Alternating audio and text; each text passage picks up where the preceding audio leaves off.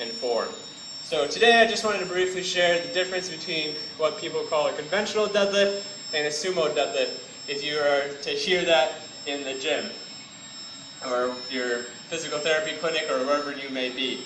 So a conventional deadlift, you have the feet about shoulder width apart, a little bit farther, and the arms are going to be on the outside of the legs. So arms on the outside of the legs, it's going to look like this position. For a sumo deadlift, you're actually going to spread your feet out nice and wide. Toes are going to be forward or a little bit pointing out to the side. And now the arms are going to come in to the middle between the legs like this.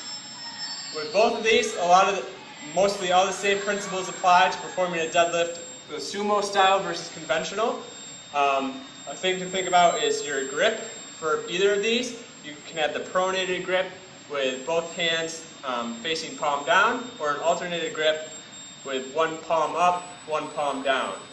That gives you a little bit more grip strength if you're lifting a heavier weight. So what's the benefits of a sumo deadlift versus a conventional deadlift?